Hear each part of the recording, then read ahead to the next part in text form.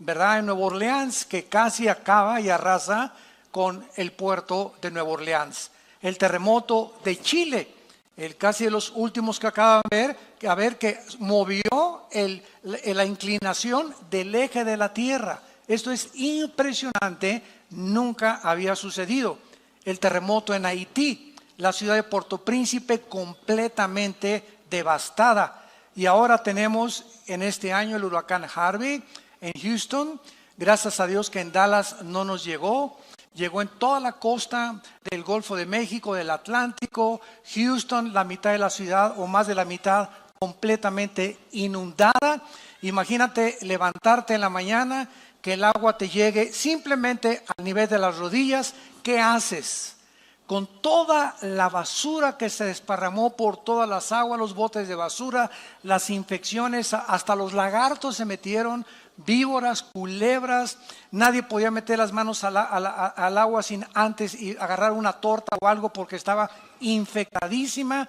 ¿Y a dónde voy a ir? Al supermercado nadando? Como voy, no tengo ni siquiera un bote. Voy a la farmacia, necesito pañales para mi hijo o leche. De veras, ustedes no tienen idea lo que se vivió en Houston en los últimos semanas. Y ahora, ¿verdad? El huracán Irma, que ahorita precisamente está pegando ya en la península de Florida. Parece que se desvió un poco de Miami, va la tormenta tropical en Miami, se dirige hacia Tampa y hacia el norte de la Florida, que están esperando más de 7, escuchen esto, 7 millones de evacuados. ¿Saben ustedes lo que significa eso? 7 millones de evacuados. Tenemos una persona que nos habló, que nos dijo que simplemente de Miami a Orlando, que no es un viaje como de 45 minutos, hizo 24 horas manejando. De la línea de carros tan despacio, porque toda la gente, ¿verdad?, huyendo hacia el norte, hacia Atlanta, prefiriendo, ¿verdad?, rescatar su vida que poder morir. Todas estas tragedias y todos estos acontecimientos nos tienen que recordar las verdades que vamos a continuar a desarrollar, y todos tenemos que recordar algo en primer lugar. La Biblia dice en Hebreos 9:27 que todos estamos sentenciados a muerte, porque es necesario que todos nosotros muramos, así está escrito, inmediatamente después de que tú mueras y de que yo muera, viene el juicio. No hay transmigración de las almas, no hay reencarnación, no hay purgatorio, no hay un lugar intermedio. En el momento que tú mueras, en la forma que tú mueras, cuando tú mueras y donde tú mueras, inmediatamente te enfrentas con Dios, como juez o como tu Salvador. Este mundo, ¿verdad?, es completamente temporal y frágil. Ahora bien, si tenemos en cuenta que todos tenemos que morir, fíjense cómo cambia la perspectiva cuando venimos a la Biblia que cuando estamos lejos de Dios. Si tenemos en cuenta que todos tenemos que morir, cuando mueren 50 personas juntas en un avionazo, cuando mueren 15,000 personas juntas en un terremoto, o cuando mueren 200,000 personas como en Indonesia juntas por la inundación, se le llama tragedia. No se le llama tragedia cuando morimos individualmente. Todas esas personas en Indonesia, en las Torres Gemelas, las que murieron en Houston, las que van a morir por los huracanes, todos teníamos que morir de alguna forma.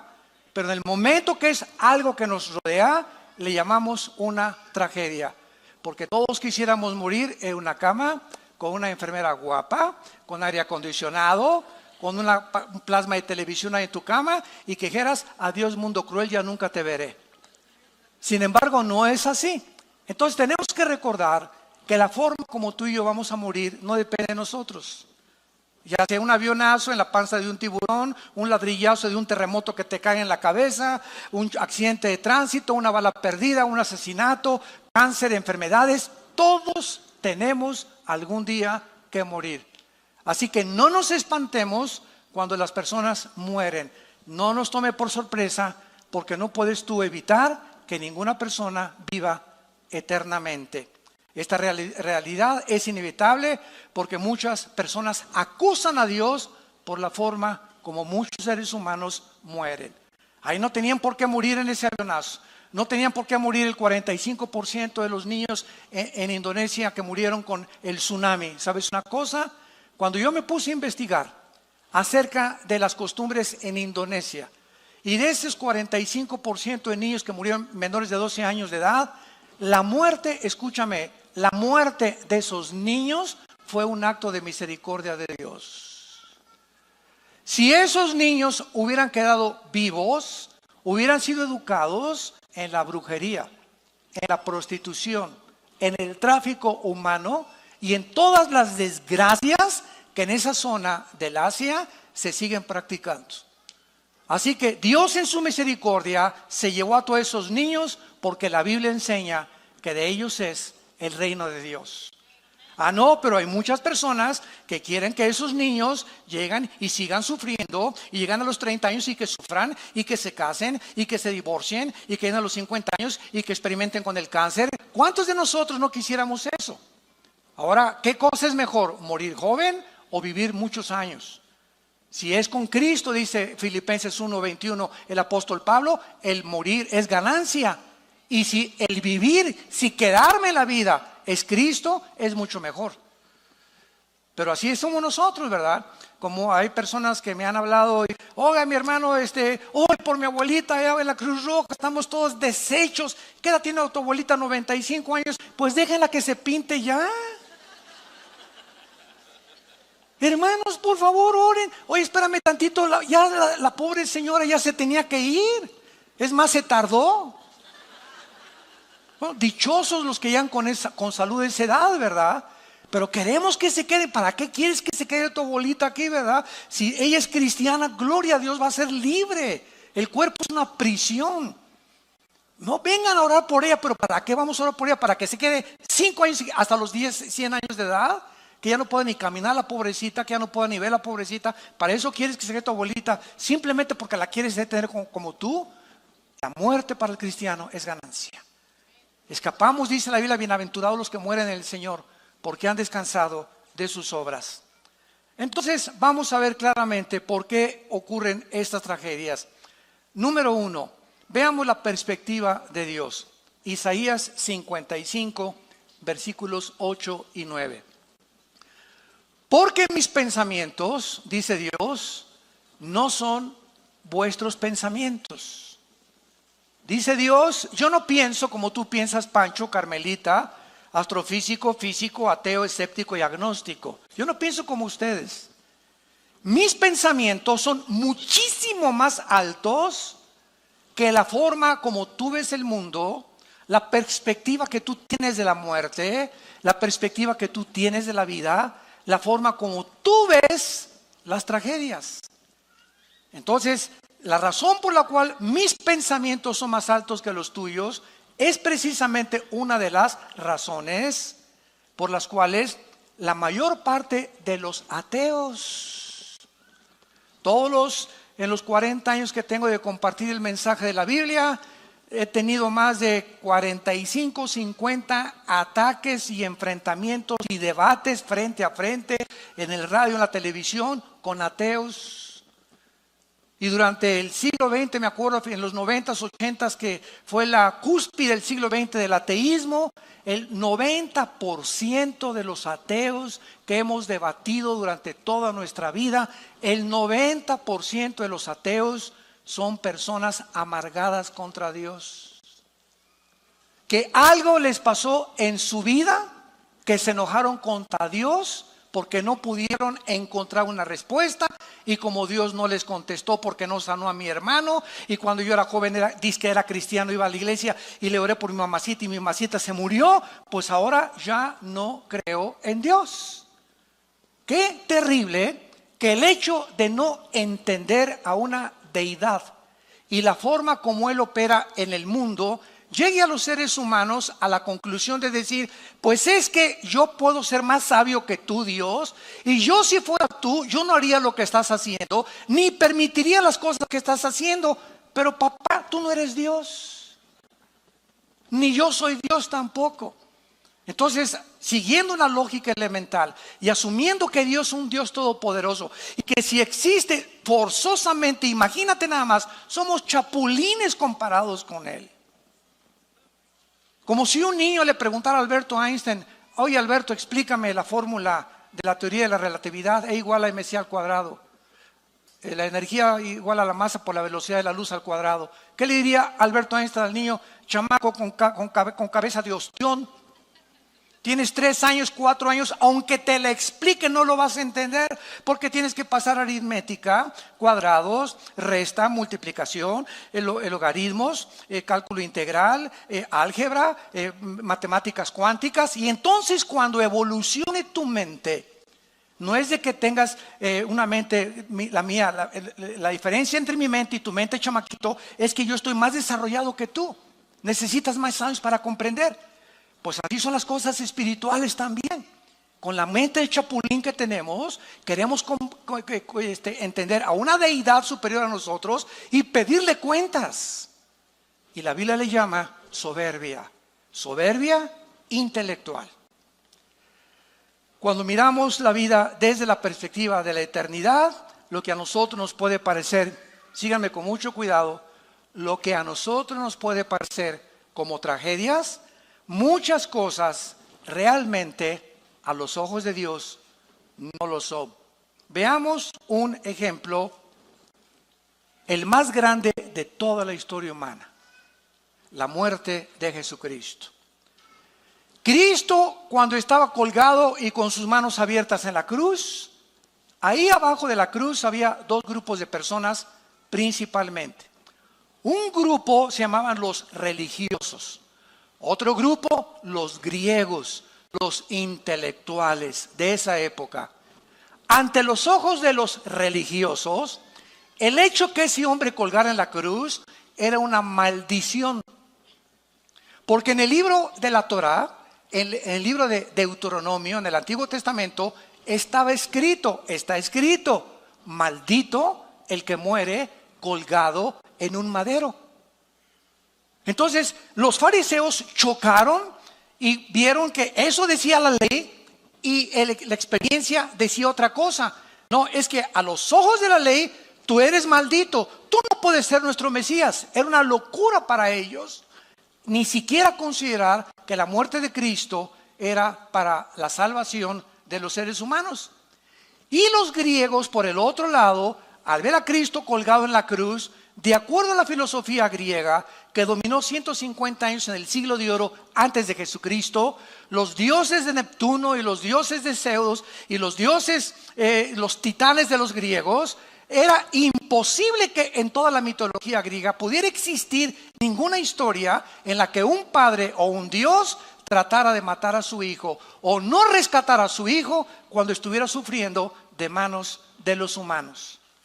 Entonces Dios, en su infinita sabiduría, nos dice en la primera carta a los Corintios, y este pasaje fue uno de los pasajes que me ayudaron a mí a convertir mi alma a Cristo antes de que yo mismo era ateo. Fui ateo antes de ser cristiano. Y a mí me confundían todas estas cosas, lo mismo que a muchas personas que nos escuchan. Dice en 1 Corintios capítulo 1, versículo 21 en adelante: porque ya que en la sabiduría de Dios, el mundo no conoció a Dios mediante la sabiduría, agradó a Dios salvar a los creyentes por la locura de la predicación. Porque los judíos piden señales, piden milagros, y los griegos buscan sabiduría. Pero nosotros predicamos a Cristo crucificado, para los judíos ciertamente tropezadero y para los gentiles locura, mas para los llamados, judíos como griegos, Cristo poder de Dios y sabiduría de Dios. Porque lo insensato de Dios es más sabio que los hombres, y lo débil de Dios es más fuerte que los hombres. Vemos nosotros que la muerte de Cristo fue una acción que Dios determinó, que Dios escogió de una forma voluntaria para enloquecer la sabiduría de los seres humanos. Lo hizo a propósito. Entonces, ante los ojos humanos, ese hombre colgado en la cruz era una tragedia. ¿Cómo es posible que las espinas y la sangre que Dios, si Él es el Hijo de Dios, ¿por qué su Padre dice que su Padre es Dios? ¿Por qué no lo arrebata? ¿Por qué lo dejó que sufriera tanto? Esa era la perspectiva humana, pero detrás de eso que parecía tragedia ante nosotros, se escondía detrás de eso la sabiduría de Dios. Se escondía la mente de Dios. Se escondía el plan más grande de toda la redención humana. Porque Dios escoge lo insensato para nosotros, para tratar de enloquecer nuestra propia sabiduría y nuestra forma de pensar. Porque ningún ser humano, como acabamos de leer, a través de la investigación científica o de un análisis intelectual o clínico o filosófico, nunca un ser humano podría llegar a conocer a Dios. Dios tuvo que bajar del cielo hace 2000 años en la persona de su Hijo Jesucristo. Y Jesucristo tuvo que venir a revelarnos al Padre. Él lo dijo en Mateo 11, nadie conoce a Dios más que el Hijo, y a quien el Hijo lo quiera revelar. Así que el mensaje es el siguiente: cualquier persona que nos escucha que quiera conocer a Dios, nunca lo vas a conocer si antes no conoces a su Hijo. Es Cristo el que reveló al Padre. Es Cristo el que actuó bajo el Padre. Es Cristo el que hacía los milagros a través del Padre. Él vino a revelar al Padre. Y el que agrada al Hijo y conoce al Hijo, comienza a conocer quién es Dios, quién es el Padre. Así que no lo vas a conocer en flor de loto en Chapultepec, ni a través del yoga, ni a través de las filosofías orientales, ni a través de Buda, ni de Confucio, ni de Hare Krishna, ni del Dalai Lama, ni de Mahatma Gandhi. La única persona que ha existido en la historia, que ha bajado del cielo, que ha muerto en una cruz, ha sido enterrado, sepultado y resucitado a los 3 días, se llama Jesús.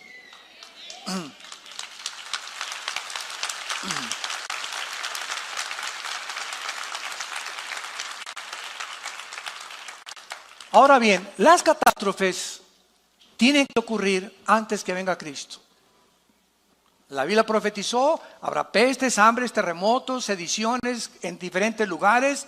Dice en Lucas 21, las gentes desfalleciendo por el temor, por el bramido de las olas. Así fue escrito hace 2000 años. Y en respuesta a muchas preguntas que han surgido en relación a los huracanes, ustedes no se imaginan cómo hemos sido bombardeados. En las últimas 2 semanas con llamadas a la casa de ustedes, me han despertado a la 1 de la mañana. Ay, mi abuelita tiene miedo que el huracán la agarre. ¿Y qué quiere que haga, señora? ¿Verdad? Ay, pues que ore por ella. Imagínense nada más. Que ore por ella a cientos de kilómetros de distancia. Y mi tío que es ateo dice que ahora sí que por favor le explique a usted cómo es posible que Dios existe y permitiendo tantas devastaciones y tantas cosas. Unos son ataques, otros oraciones, otros inconsistencias, etcétera, etcétera. Pero es increíble cómo se encuentra ahorita la humanidad confundida, preguntando, gritando, ¿qué está pasando con el mundo? ¿Qué es lo que va a suceder? Viene la Tercera Guerra Mundial, el gordito loco de Corea del Norte a punto ya de mandar bombas a Guam, a Corea del Sur, a Israel, a Estados Unidos, etcétera, etcétera. Estamos en un punto de la historia tan conflictivo, tan confundido, que es la hora de la iglesia. Este es el momento en el que más podemos nosotros darle al mundo la luz que están buscando. Filósofos, sistemas de gobierno, ideologías, comunismo, democracia, monarquías, ateísmo, agnosticismo, de todo tipo de filosofías de gobierno, de pensamiento, religiones, economías, gobernantes, todos viven confundidos en este momento. Ya no saben qué sistema es mejor de gobierno, qué ideología es la mejor, cuál es la mejor religión, cuál es el mejor Dios. Ahora ya viene la corriente famosa que la Biblia profetizó, donde se va a levantar un líder religioso en el mundo que se llama el ecumenismo, tratando de unir. Vamos a unirnos, vengan para acá los budistas, vengan para acá los del Islam. Todos estamos adorando un Dios con diferentes nombres. Un momentito, por favor, Jesús, María y José y el burrito que los acompaña. ¿Cómo que son diferentes nombres con el mismo Dios? De ninguna manera. A eso vino Jesús al mundo como un hombre radical a decirnos: nadie va al Padre si no es por mí. Ese radicalismo de Jesús: yo soy el camino, no hay ningún otro camino. Yo soy la verdad, no hay ninguna otra verdad. Y yo soy la vida. Eso es lo que hace que el mundo le acuse y nos acuse a nosotros de intolerantes. Siempre que he tenido yo debates con rabinos, con budistas, con musulmanes, es que usted es intolerante. Usted nada más Jesús. Así es porque Él lo dijo. Yo soy la resurrección y la vida. Yo soy el pastor y doy mi vida por las ovejas. Ni tu Buda, ni Mahoma, ni Mahatma Gandhi, ni el Dalai Lama, ni Hare Krishna, ni nadie ha dado su vida y ha dicho, voy a morir a los 3 días y voy a resucitar. Entonces nos estamos en un tiempo en el mundo en el que tenemos ya para poder tener respuestas. Todos tenemos que morir, ya lo vimos, y la pregunta no es si vas a morir, porque ese es un hecho, esa es una verdad. La pregunta es, ¿estás tú preparado para el día que Dios te llame a encontrarte con Él como juez o como salvador? Yo te pregunto en esta mañana y a los que nos escuchan, no importa que sea tsunami, que sea un accidente de tránsito, todos tenemos que morir. La pregunta es, ¿estás preparado para morir? ¿Estás listo para ese momento en el que sale el alma y el espíritu del cuerpo? Nuestro cuerpo queda aplastado bajo un terremoto, en la panza de un tiburón, muerto, te entierran, te creman. No importa lo que hagan a nuestro cuerpo. Este cuerpo corruptible que está sujeto a un deterioro celular por la misma ley de la segunda ley de la termodinámica, la ley de la entropía, que todo tiene que oxidarse y desgastarse, nuestro cuerpo se lo van a comer los gusanos. Polvo somos y al polvo regresamos. Pero ¿qué de tu espíritu? ¿Qué de tu alma? ¿Qué de esa parte invisible, espiritual, que la Biblia nos muestra que somos internamente? ¿Y qué es lo que tiene valor verdaderamente? ¿Qué vas a hacer del día de tu muerte? ¿Tú crees que Dios te dé la oportunidad de arrepentirte como te le está dando ahorita? Número 2. Las tragedias nos enseñan también a valorizar la vida. ¿Saben ustedes qué palabras expresaron las personas que fueron evacuadas ahora? Mi esposa y yo lo veíamos continuamente en la televisión, en el huracán Harvey en Houston, Texas. Nadie estaba lamentando, mi televisión se quedó allá, mis palos de golf, mi caja con mis joyas. Todos los que iban en los botes y cuando venían los helicópteros a rescatarlos, lo único que ellos estaban realmente lamentando eran si había familiares que se hubieran ahogado. Pero en cuanto veían a un hijo, o ahí está mi papá, o ahí está mi mamá, no les importaba nada de lo que había sido destruido, ni cómo van a enfrentar el futuro. Mamita, me importa que tú estés vivo, hijos, estamos vivos, somos una familia, vamos a seguir adelante. Ellos comenzaron a valorizar que verdaderamente lo único que tiene valor es la familia. Las caras de alegría, ahí está mi mamá y salvaron a mi hijo. Y grita, hasta por el perro estaban contentos que lo habían salvado. Ninguno de ellos comenzó a decir, ¿por qué no sacaron mis palos de golf? ¿Por qué no me sacaron las refacciones que tenía en mi garage? Nadie lamentaba su televisión, su carro o sus bienes materiales. Se lamentaban por la gente perdida, ahogada, y se alegraban por sus familiares salvados. Jesús dijo en Lucas 12:15, la vida del hombre no consiste en los bienes materiales que posee. No importa lo rico que hayas alcanzado en esta vida, ni los millones que hayas logrado. ¿Sabes una cosa? Todo eso se va a deshacer como la polilla. Y quiero decirte algo, Dios ha ido advirtiendo lo siguiente, Dios no está en contra de los ricos. 1 Timoteo capítulo 6:17, no les dice que vendan todo, les dice que no es el dinero el pecado, sino el amor a lo que tienen, que no guarden de más. Entonces, recordamos 2008, la bolsa de valores hay 777 puntos. 62 billonarios, no millonarios, billonarios se suicidaron. Oiga, pero si tenían, no millones, billones, pero no los tenían debajo de la almohada ni el colchón. Todo ese dinero que tú crees que los ven los millonarios, lo tienen invertido. O bienes raíces, propiedades o en acciones.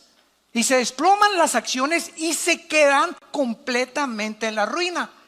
Y como todo su corazón y toda su motivación era el dinero, mientras tuvieran ese dinero, dormían a gusto, desaparece donde tenían puesto su corazón en una fábrica de ídolos. Y cuando el ídolo se derrumba, ellos ya no quieren seguir viviendo. Qué tristeza, Dios deshace como polilla dicen los salmos, lo más apreciado del hombre. Todas esas personas en Houston, ¿cuándo se imaginaron que de la noche a la mañana,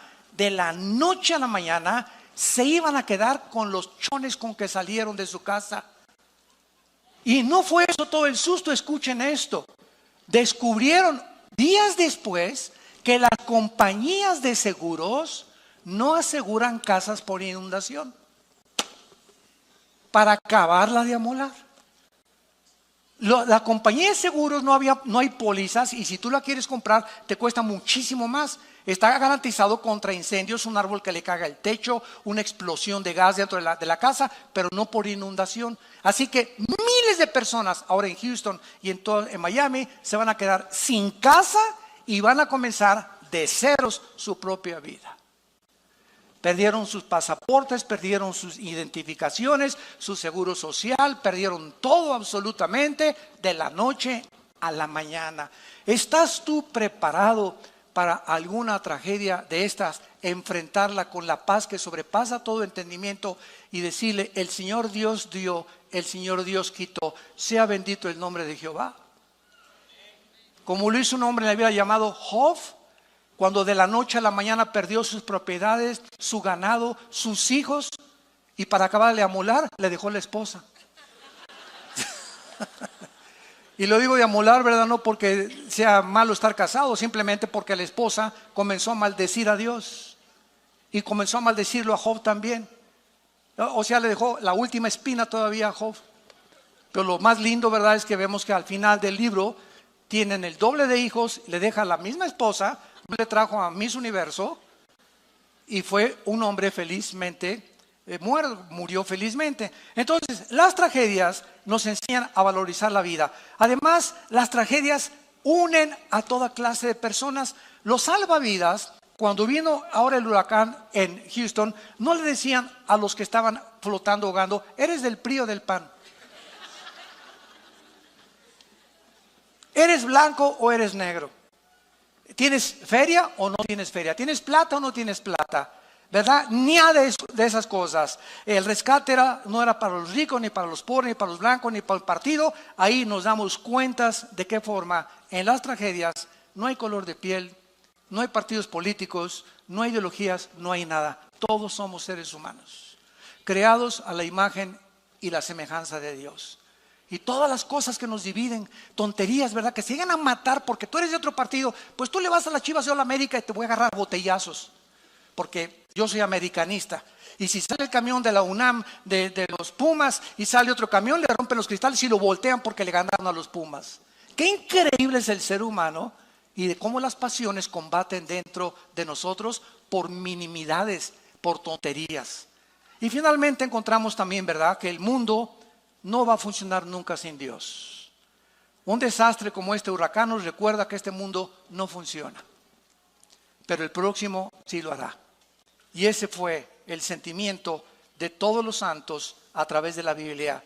Dice en Hebreos 11, versículo 13: conforme a la fe murieron todos estos, tanto los mártires como los no mártires, sin haber recibido lo prometido, sino mirándolo de lejos, creyéndolo, saludándolo y confesando que eran extranjeros, peregrinos sobre la tierra, porque los que esto dicen claramente dan a entender que buscan una patria.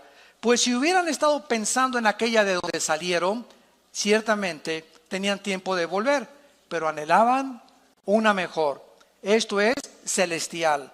Por lo cual Dios no se avergüenza de llamarse Dios de ellos, porque les ha preparado una ciudad. Todos estos hombres que han muerto atrás de nosotros, desde el siglo XX hasta atrás, y que han seguido a Jesucristo, nunca consideraron que esta vida era eterna. Todos aceptaron la perspectiva: soy peregrino en este mundo, mi vida va a pasar así. Los que ya pasamos del 5º piso lo sabemos. Así pasa la vida, pero así. Vemos los nietos, los hijos, y nos damos cuenta qué rápido envejecemos. Y comienzas a valorar qué es lo más importante para la vida. Y nos damos cuenta la vanidad, la vaciedad, la falta de propósito y de sentido que la mayor parte de los seres humanos tienen. Todos luchando. ¿Qué vas a estudiar? Una carrera donde pueda haber más feria. ¿Y de quién eres compadre? De mi compadre el diputado, que me va a ayudar a conseguir un puesto para poder seguir robando. ¿Y qué es lo que anhelas en la vida? Hacer dinero, ser como Steve Jobs y fundar una opción como Apple y ganar dinero por acá, o ser un músico conocido. Y ya cuando alcanzas esto, van a ustedes a concluir como están concluyendo las estrellas de televisión y de cine del siglo XXI. Y lo digo porque es público. Entrevistaron hace poco a Madonna y le preguntaron que qué pensaba ella que pasaba ya de los 50 años de edad, y contestó: sufro de pensar que en el momento que ya no tenga público, ¿qué voy a hacer? Porque mi adrenalina y la forma en la que me sostiene es el público, y sin público yo me moriría. ¿Qué hace un gobernante cuando fue presidente de la República y sale? ¿Ahora qué sigue? ¿Qué sigue? ¿Cuál es el monte a escalar? ¿Cuál es el monte a escalar cuando Elvis Presley descubrió, verdad, de que la vida era fatua, con millones de seguidores, con mujeres, y comienza a drogarse? Michael Jackson y todos los artistas, deportistas, boxeadores, políticos que llegan a los 40, 45, 50, alcanzaste lo que querías, ¿y después qué? Sigues vacío internamente, te das cuenta que te falta algo, porque no hay nada, como dijo Jesús a la mujer samaritana: de esa agua volverás a tener sed, pero el agua que yo te doy será una fuente que salte para ti en vida eterna. El hombre es vano en su forma de vivir. Siempre el dinero y el show y por aquí y el fashion y esto y el otro. Y siempre estamos pensando, nuestras cabezas tan llenas, y de repente, sin que te des cuenta, ¡pum!, llega la muerte. Y todos tus planes, todos tus pensamientos, todas tus ambiciones, como el vapor, ¡brum!, se desvanecen y estás delante del trono de Dios. ¿Qué hiciste con tu vida, hijo? Carlitos, Pancho, Carmelita, Lupita, ¿qué hiciste con tu vida? Pues nada. Y esta es la forma en la que la Biblia nos advierte que algún día tenemos que entregar cuentas a Dios. Ahora, muy bien, veamos ahora clásicamente la muerte de los niños. La Biblia nos enseña que todos los menores de edad, cuando mueren por no ser responsables de sus acciones, ellos están cubiertos por la sangre de Jesucristo. Síganme con mucho cuidado. La inocencia de Adán no se compara con la inocencia de un niño después del nacimiento de la raza humana.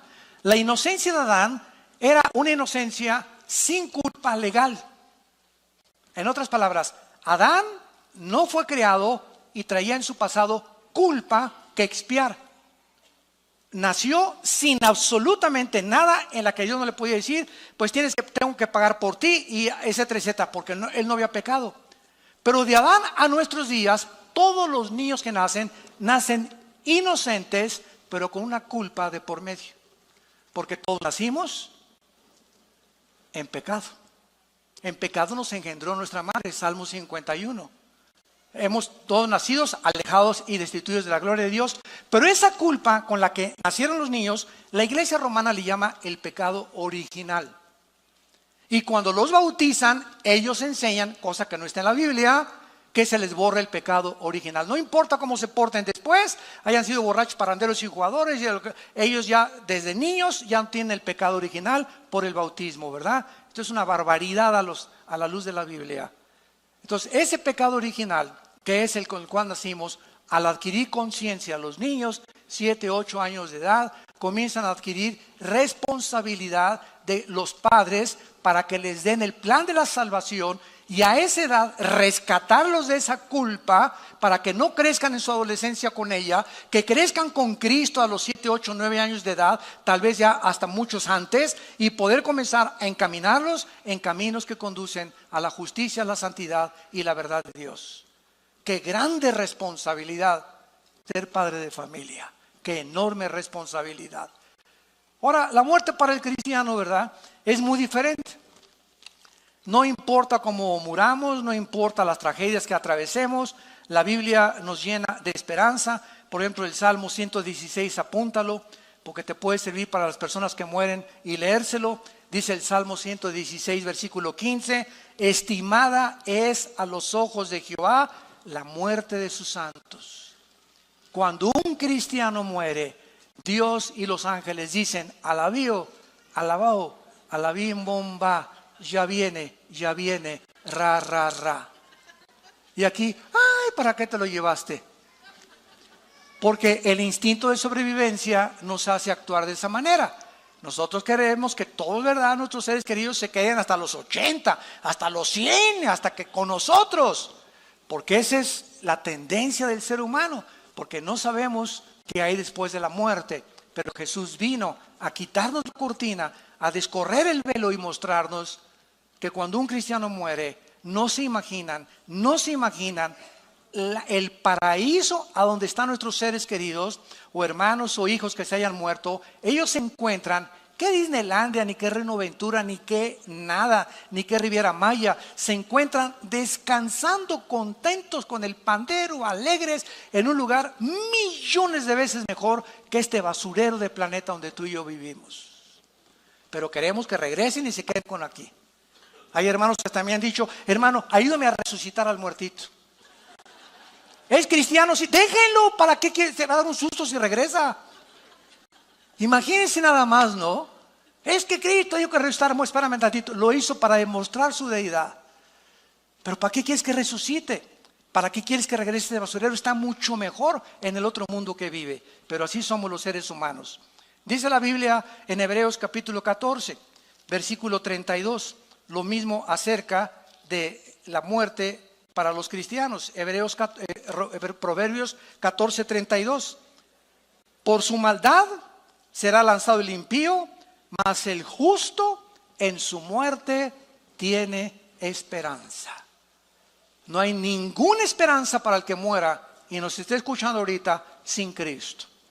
Si tú mueres en este momento que escuchas este mensaje, hoy en la tarde, o tal vez dicen que vienen terremotos más grandes a México, te cae un ladrillo de la chimenea en tu cuarto y no amaneces mañana y no te volvemos a ver. Tú mueres sin Cristo, no lo digo yo, lo dice este libro que se llama la Biblia. Tú vas a ser condenado eternamente, lejos de la presencia de Dios. Y cuando estés en la otra vida, siempre recordarás que Dios te habló a tu corazón en esta mañana. Y yo estoy seguro que cuántos de ustedes, y hay cantidad de millones de personas que ahorita no están escuchando, que Dios les está hablando por última vez. Que ya no va a tratar Dios con tu vida, te ha hablado muchas veces, pero por tu corazón endurecido amontonas ira para el día del juicio justo de Dios. Y vemos también en Isaías 57, este pasaje me encanta. Isaías 57, perece el justo y no hay quien piense en ello. Los piadosos mueren y no hay quien entienda que delante de ellos la aflicción ha sido quitada. Entrará en la paz, descansarán en sus lechos todos los que andan delante de Dios. Y así es la vida. Muere un artista y hasta Bellas Artes y rodean y mariachis y 10,000 personas y viva por aquí, por allá, y muere por allá San Francisco de Asís y las ratas lo acompañan al entierro. Así es la vida. Y muere un presidente, y muere un cantante, y muere este, y muere por aquí, por allá, y las televisiones y todo, y entrevistas, y cómo murió, y murió de un pasonzototote de drogas, murió de un pasontote de alcoholismo, murió porque mató a su esposa, y mató a su esposo, y se envenenaron, o lo que quieras, pero la gente los levanta, y lo que los hombres tienen por sublime, Dios lo tiene como abominación. Y así es la vida. No nos sorprendamos. Porque el mundo alaba y exalta a aquellos que no merecen, pero para ellos fueron buenos por lo que fueron buenos futbolistas, buenos cantantes, buenos artistas, buenos políticos. No digo que todos, pero así es la forma como la Biblia nos dice. Muere el justo y no hay ni siquiera quien se acerque a su cementerio. Ahora vamos a ver nosotros qué es la diferencia cuando nosotros vivimos a la luz de la eternidad. ¿Qué diferencia tan grande? Cuando una persona ha aceptado a Jesucristo como su Señor y Salvador y las personas que le han rechazado, el cristiano es una persona que no tiene ninguna religión. ¿Sí me escucharon, verdad? Tú puedes ser evangélico, puedes ser bautista, puedes venir a Vida Nueva, puedes ser bautizado, remojado y colgado, puedes ser mormón, testigo de Jehová, adventista del séptimo día, católico. No me importa el título de la botella que tú le has puesto a tu vida. Unos católicos, otros protestantes, otros mormones, etcétera, etcétera. Cuando venga Cristo, nunca va a haber el título ni la religión a la que perteneces, sino qué está dentro de la botella. Así que no importa el título, que pues yo no soy católico, pues porque me bautizaron y crecí en un lugar católico. ¿Sabes una cosa? Tú puedes ser católico e irte al infierno. Tú puedes ser mormón e irte al infierno. Tú puedes ser evangélico e irte al infierno. No es la religión la que nos salva, entendámoslo por el amor de Dios.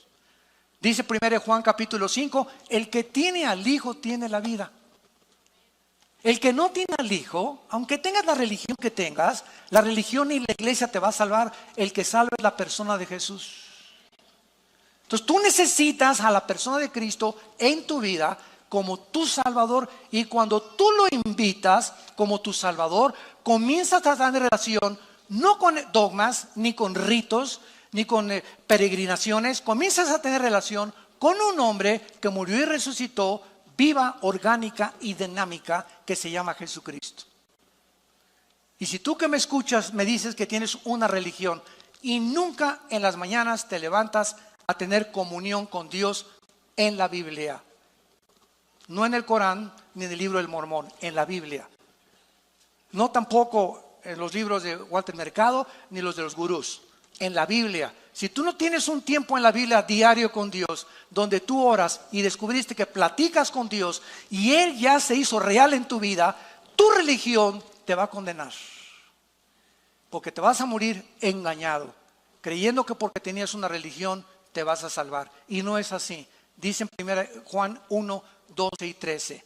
Mas a todos los que le recibieron, Evangelio de Juan 1, 12 y 13, a los que creen en su nombre, les dio potestad de ser hechos hijos de Dios.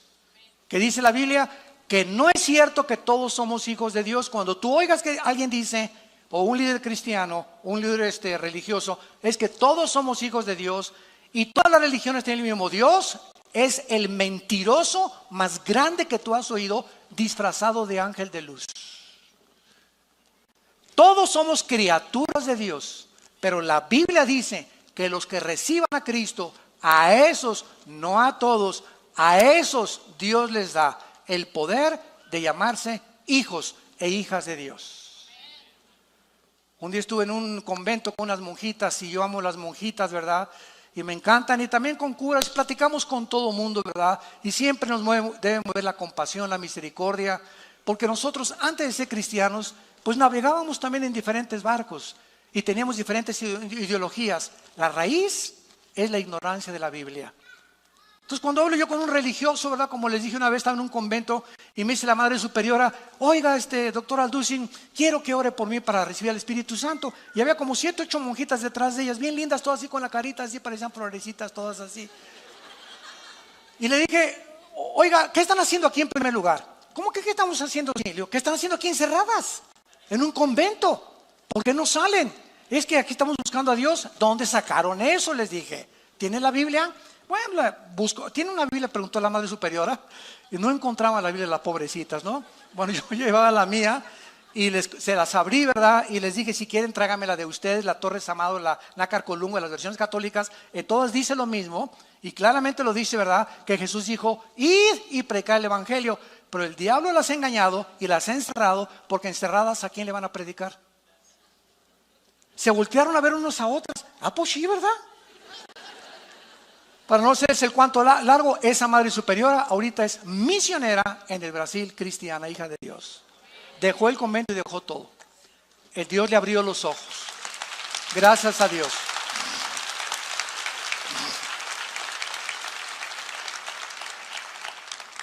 Jesús profetizó a sus discípulos que vendrían estos tiempos, aumentaría en el mundo las guerras, el hambre, el odio, la falta de amor, la deshumanización y la falta de afecto natural. Y el síntoma, damas y caballeros, para terminar, más grande de descomposición social. No nos asustemos de los tsunamis, terremotos que van a venir y van a azotar el mundo, y muy pronto ya se oyen las cascos del Apocalipsis en el cielo, que viene Jesús pronto por nosotros. La iglesia va a salir antes de que todos los juicios del Apocalipsis caigan sobre el mundo. Es una promesa de Cristo. Asustémonos de la descomposición social de los matrimonios. El matrimonio es la institución más santa y más sagrada que Dios estableció. El matrimonio es el fundamento de todas las sociedades y la familia. Y de acuerdo a este libro, la familia es un papá, un varón, una mujer con hijos. Esa es la familia para Dios. No es un hombre con un hombre y una mujer con una mujer. Eso ya es la descomposición más terrible, más degradante, más inmoral a la que la sociedad humana ha llegado. Como un síntoma de que la sociedad ha llegado a los juicios de Dios. No echemos la culpa a Dios. ¿Por qué muere tanta gente? ¿Y por qué estos terremotos? Veamos el comportamiento y el pecado tan descarado donde el ser humano está aceptando esto como algo normal. Y no es normal, es pecado. Un matrimonio es entre un hombre y una mujer, un perro y una perra, un gato con una gata, un león con una leona, un caballo con una yegua. No es un caballo con un caballo ni un perro con un perro. Dejemos la Biblia, la naturaleza misma nos enseña la multiplicación de las especies. Por eso hay el género femenino y el género masculino. Eso no fue una obra de la evolución. No es una coincidencia que yo haya nacido con órganos reproductores masculinos y mi esposa femeninos. ¿Para qué? Para unirnos los dos. Un niño necesita una mamá, un niño necesita un papá. No necesita dos mamás y dos papás. Un niño que crezca sin un papá pierde la imagen masculina. Y de acuerdo a estas estadísticas, casi el 60% del homosexualismo es de personas que nacieron en matriarcados. Donde en el lugar es la mamá la que manda y el papá está borrado completamente. Y el hijo se identifica con la mamá porque el niño necesita la identidad de un padre. El niño necesita la identidad de una madre. Pero hemos llegado a este grado en el mundo de la sociedad y por eso los juicios de Dios están como nunca van a venir. Porque nos estamos descomponiendo, entendámoslo, nos estamos descomponiendo. Estamos pensando que la economía y esto y que es la moral a lo que Dios le da importancia en la Biblia. Tú tienes en esta tarde la oportunidad de arrepentirte de tu vida, de ayudar a que te cambie el Espíritu Santo. Cristo vino para transformar nuestras vidas, para darnos paz, para darnos dirección, para abrir nuestro entendimiento y entender por qué nací, cuál es mi propósito en el peregrinaje. Vamos de pasada por este mundo. Nos está esperando un mundo muchísimo mejor. Vengamos a la cruz en esta tarde. Ven a la cruz y tus pecados, si fueren negros como el carbón, como la blanca lana, vendrán a ser. Porque Dios muestra su amor para con nosotros, en que siendo un pecadores, Cristo murió por nosotros. En otras palabras, el mensaje de la Biblia no es: mira, deja la borrachera, deja tu amante, deja tu homosexualismo para que Dios te acepte. Ese no es el mensaje de la Biblia, ese es el mensaje de las religiones. Esa es la gracia, es lo que hace diferente el mensaje de este libro a las demás religiones. El mensaje de la Biblia dice: ven cómo estás, eres homosexual, ven a la cruz. Cristo murió por ti, por los pecadores, no vino por los buenos. Eres borracho, parrandero y jugador, eres un adúltero, eres adicto a la pornografía, ven a la cruz, así como estás. Y si tus pecados fueron negros, mataste a 30 personas, abortaste a 50 niños, ven así como estás, con esa culpa que te está destrozando, y la sangre de Cristo nos limpia de toda maldad. Es el mensaje de la cruz. Vengan como están. Ven cómo estás. No digas: es que yo quiero primero cambiar. Es que nunca lo vas a hacer. Si así fuera, si hubiera alguna fuerza en nosotros que nos pudiera proporcionar la paz y que pudiéramos cambiar, no hubiera muerto Cristo en la cruz. Pero Él murió precisamente por nuestra debilidad, por nuestra incapacidad de vivir para Dios. Ese es el mensaje de la cruz. Si no fuera así, entonces la muerte de Cristo fue un desperdicio. Tenemos que entender este mensaje y compartir este mensaje. Dios nos acepta así como estamos. Yo cuando vine a Cristo era un pobre en el suelo, sin destino, ateo, borracho, experimentando con algunas drogas, con un odio tremendo contra el mundo entero, retando al cristiano, retando a todo mundo, contra toda autoridad, ¿verdad? Me decepcioné del comunismo, me decepcioné de los gurús, etcétera, etcétera, de los Hare Krishna. Ya no sabía qué hacer con mi vida, intenté quitarme la vida 2 veces. Y en ese sentido, mi hermano Alejandro, que lo conocen ustedes, que es pastor de esta iglesia, fue el que me abrió la Biblia y me dijo: ven a Cristo, no te invito a una religión, ven a Cristo, dale la oportunidad. Le has dado oportunidad a Buda, metiste a Buda tú, metiste el programa de Buda, metiste el programa del Maharashi, metiste a Walter Mercado, metiste a los brujos, metiste a los astrólogos, metiste a Bertrand Russell, a Nietzsche. Abre la puerta ahora al programa, al software de Dios. Es gratis, me dijo, dale la oportunidad. ¿Por qué no le das la oportunidad? Lo vi muy lógico, muy convincente. Caí de rodillas y le dije: Jesús, si tú eres el Hijo de Dios, aquí estoy. Yo no te prometo, yo no puedo cambiar nada en mi vida. Vengo a abrazar tu cruz para que tengas misericordia de mi pecador.